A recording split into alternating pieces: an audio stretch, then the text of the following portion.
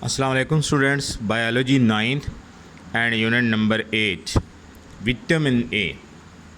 तो जैसा कि हमने लास्ट लेक्चर में विटामिन्स के बारे में स्टडी किया था और इनके ग्रुप्स को भी हमने डिस्कस किया था कि fat soluble and water soluble इनके ग्रुप्स हैं दो, और विटामिन्स के फंक्शंस भी हमने देखे।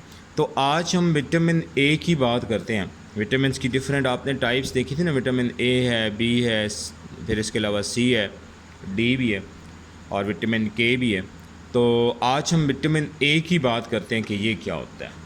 ठीक है, विटामिन ए जो है ना वो फर्स्ट ऑफ ऑल इसको यानी आइडेंटिफाई किया गया था 1913 में, और ये फर्स्ट फैट सॉल्युबल विटामिन था जो कि आइडेंटिफाई हुआ था, identified as first fat soluble vitamin in 1913 में से आइडेंटिफाई किया गया था। ठीक है, हम देखते हैं हमारे बॉडी में इसका रोल क्या होता है। ठीक है, एक्चुअली इसके बॉडी में बड़े रोल्स हैं, लेकिन जो मेजर इसका फंक्शन है ना, हमारी आँखें जो है ना उनमें दो तरह के सेल्स होते हैं।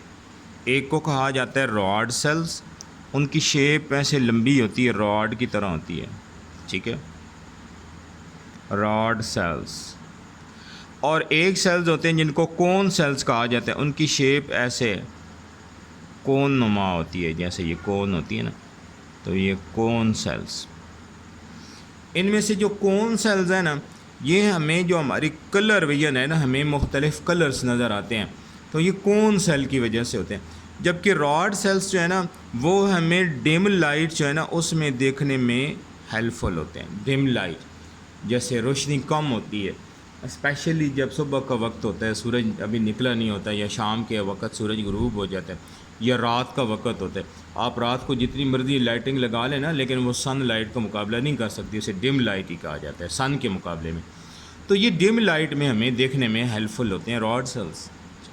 अच्छा, विटामिन ए क्या रोल प्ले करता है कि हमारे बॉडी में एक प्रोटीन होती है जिसका नाम है ऑप्सन। उसके साथ जब ये मिलता है तो मिल के रोडॉप्सन बना लेता है रॉड सेल्स के अंदर, और जो रॉड सेल्स हैं वो फिर हमें डिम लाइट में देखने में हेल्पफुल होते हैं। ठीक है, और जब विटामिन ए जो है ना वो हमारे बॉडी में इनएडिक्वेट हो जाए, नाकाफ़ी हो जाए, तो उससे रोडॉप्सन नहीं बन पाता, और इस तरह वो बंदा जो होता है वो डिम लाइट में नहीं देख पाता है। ठीक है, तो ये पहला इसका मेजर फंक्शन हो गया, जिसको हम यूँ लिख लेते हैं,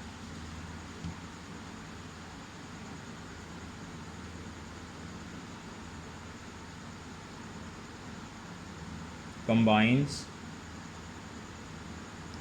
with a protein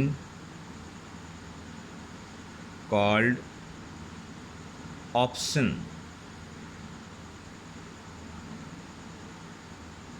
to form rhodopsin.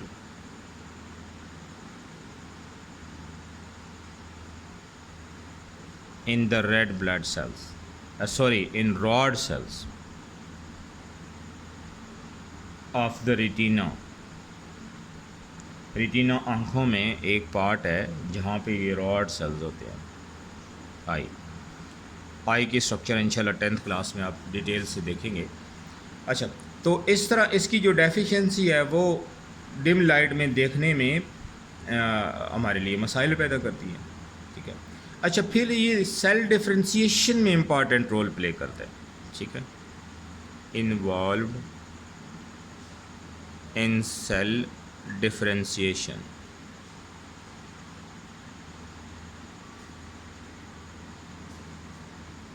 Difference का मतलब आप जानते हो, डिफ्रेंशिएशन ठीक हो गया। तो डिफरेंट का मतलब आप जानते हो मुख्तलिफ होना, और डिफ्रेंशिएशन का मतलब मुख्तलिफपन।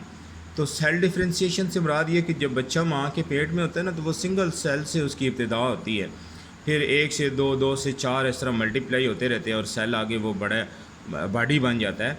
तो हर एक सेल जो होता है ना उसने मुख्तलिफ काम करना होता है। कुछ सेल्स ने हमारा स्टोमिक बनाना होता है, कुछ ने ब्रेन बनाना होता है, कुछ ने लंग्स बनाने होते हैं, कुछ ने स्किन्स बनानी होती है। तो यूँ हर एक सेल ने अपना क्या फंक्शन करना है, this is called cell differentiation. हम इसको डिफ़ाइन भी कर सकते हैं ज़रा, सेल डिफरेंशिएशन को।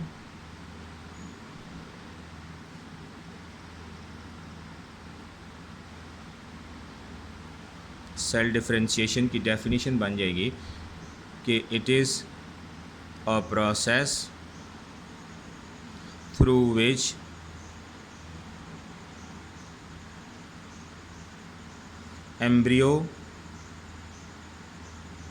embryonic सेल्स ट्रांसफॉर्म, तब्दील हो जाते हैं इनटू मैच्योर सेल विद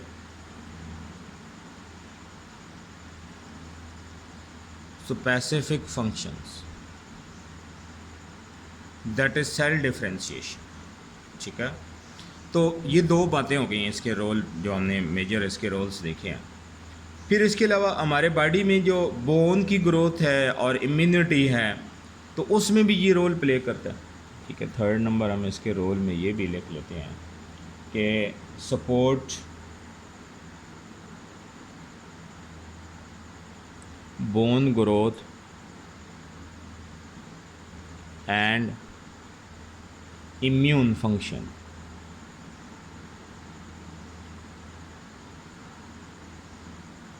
ठीक हो गया। इसी तरह विटामिन ए जो है वो हमारी बोन्स और इम्यून सिस्टम को भी सपोर्ट करने में इम्पॉर्टेंट रोल प्ले करता है। ठीक है, इसके सोर्सेज हम देख लेते हैं कि इसके सोर्स क्या हैं।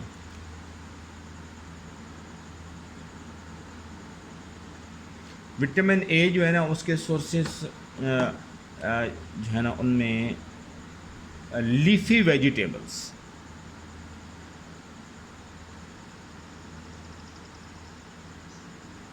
लीफी वेजिटेबल्स में कौन है, स्पाइनिच, पालक, कैरेट, इसमें ज़्यादा मकदार में पाया जाता है। इसके अलावा जनाब जैसे येलो ऑरेंज फ्रूट्स हैं,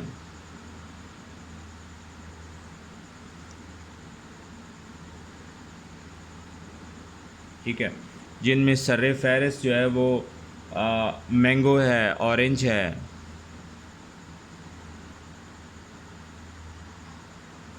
ठीक है, इनमें ये पाया जाता है। फिर इसके अलावा लिवर, कलेजी जैसे हम कहते हैं, ठीक है, अभी कुर्बानी हुई है तो आप लोगों ने खाई होगी यकीनन, लिवर, ठीक है। फिर इसके बाद फिश,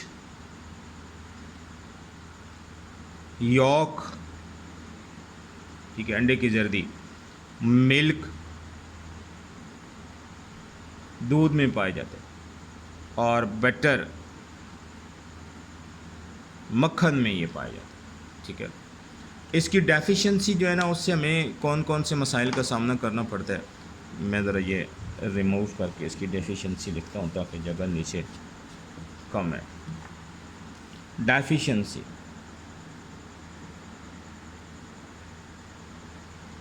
विटामिन ए की जो डेफिशिएंसी है ना, वो सबसे बड़ा उसका जो काज है ना, वो ब्लाइंडनेस है, और specially in children world wide.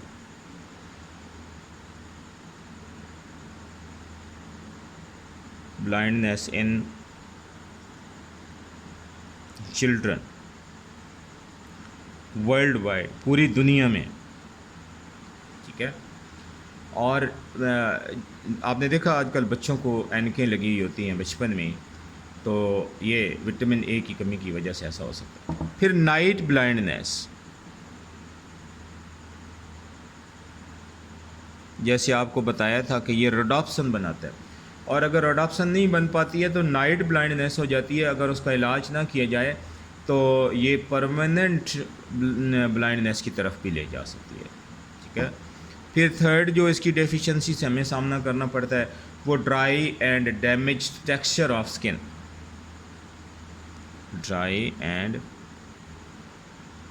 Damage texture of skin, जो हमारी स्किन की बनावट है ऊपर से वो ड्राई हो जाती है और ऐसे लगता है जैसे वो डैमेज हो गई है। एक्चुअली हमारे जहाँ हेयर लगे होते हैं ना स्किन के अंदर, उनके नीचे एक थैली नुमा ऐसा होता है जिससे हेयर फॉलिकल कहा जाता है। वो हमारी स्किन की जो प्रोटीन है ना, जिससे केराटिन कहते हैं, उसके साथ वो प्लंग्ड हो जाते हैं, फंस जाते हैं, जिसकी वजह से जो स्किन है वो ड्राई हो जाती है और ऐसे डैमेज हुई हुई फील होती है। ठीक है, तो ये डेफिशिएंसीज थी विटामिन ए की। तो that was all about today's lecture. Okay, wish you good luck. अल्लाह हाफिज़।